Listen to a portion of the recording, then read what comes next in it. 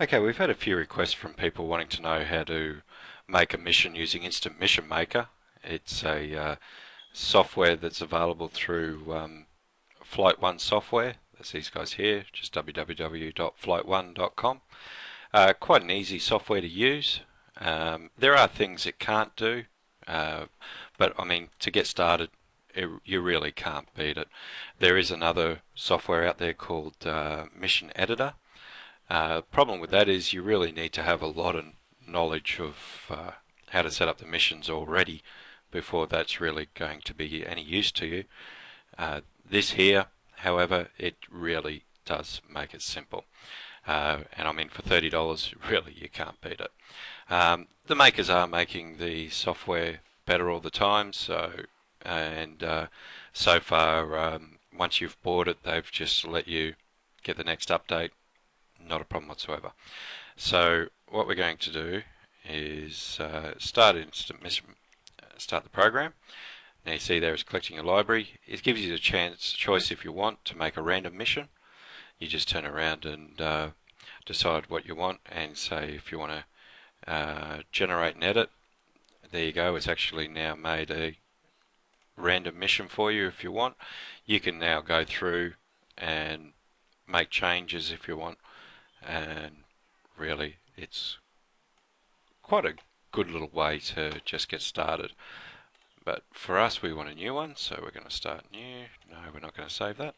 And this is what you start with. Okay, you start off with your general properties. So name your mission. So we're going to call this one Boss Transfer. Now we're going to start from KSBA. Now this box here is actually, what it's actually doing is all this stuff here. It's like the information that tells the person that's going to be playing your mission a quick rough outline of what's going to happen. Now we put down time, so we're going to say 35.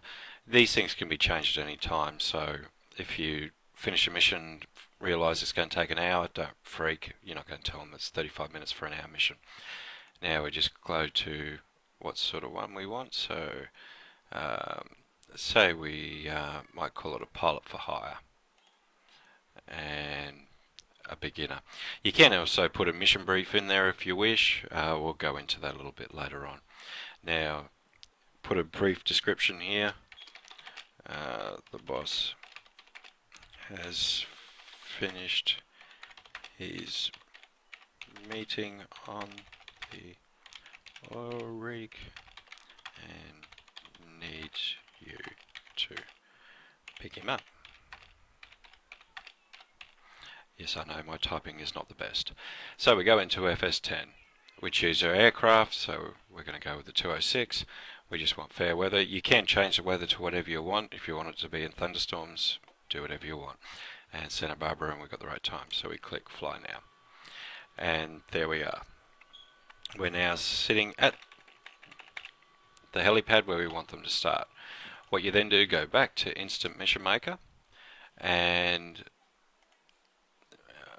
see, this section right here is where we're going to tell where we want the mission to start. So you then just click Use Current FS Position, and you'll see now the latitude, longitude, altitude and heading have all changed. What's that has recorded is that we're in this aircraft at this location and we have this weather. So that's all now ready to go. Now there's images and settings and that sort of stuff. I'll go through those in another recording.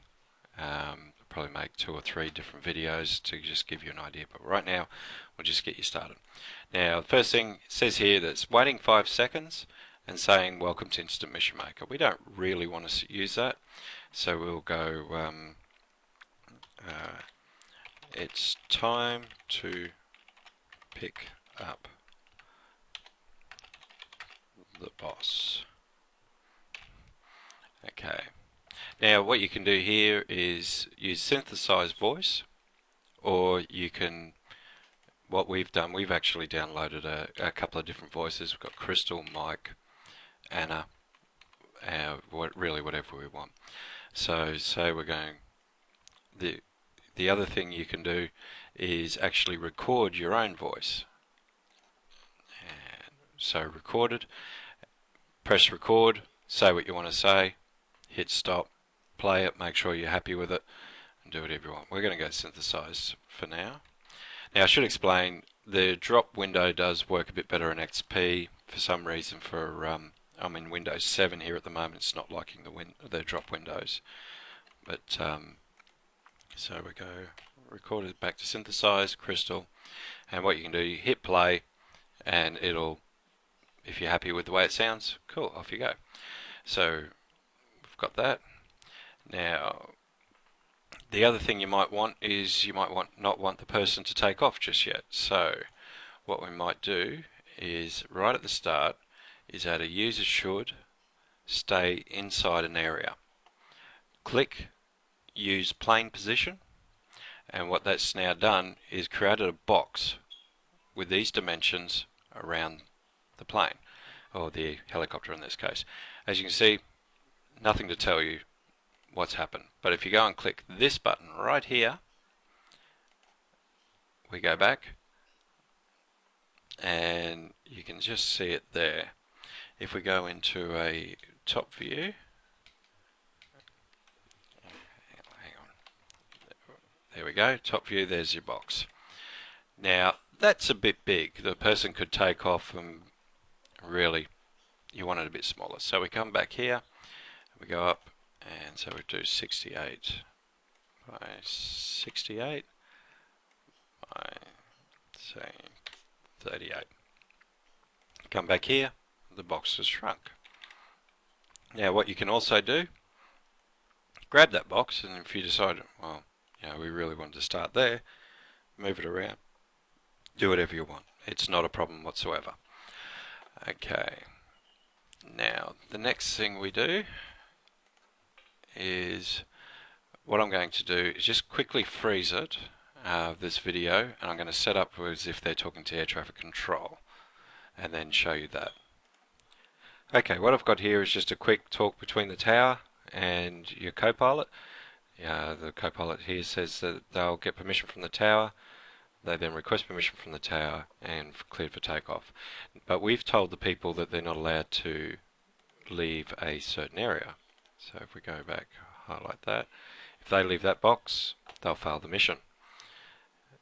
The other thing you can do with the stay inside, see here it says fail if mission is violated for 5 seconds. You can give them warning, so you make that 20 seconds, remind if violated, and give them a quick warning saying don't do that.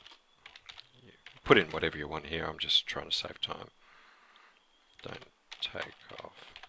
There you go, that's all ready to go. Alright, so we need to cancel this stay inside area. So right click, user should, and then remove restriction. You can see now it's automatically turned around, remove that. If they try and take off anywhere in between, they fail the mission. Okay, so next thing we've got to do is head towards the oil rig. Okay, we've placed a helicopter just on the approach towards the oil rig, and now we need to do another action. So what we're going to do is here, highlight this, user should reach an area. Click use plane position. Now we need this to be pretty big because, oh no, we don't need the hierarchy, we'll go over that in a sec. 2000, 2000, 2000. Now altitude, bring that down to 0, 0. It's taken the height of the aircraft in mind, and if the person flies under that, it's not going to work. You can choose whether you want the compass or not. We're going to keep the compass there. You can name it whatever you want, oil rig, and that makes life a bit easier.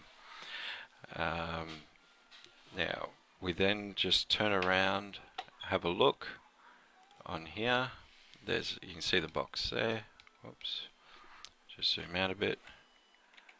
Now what you might want to do is now just move that box a little bit closer to the oil rig, so when they go near the oil rig, that will now create a trigger. We'll go through that now in the second video.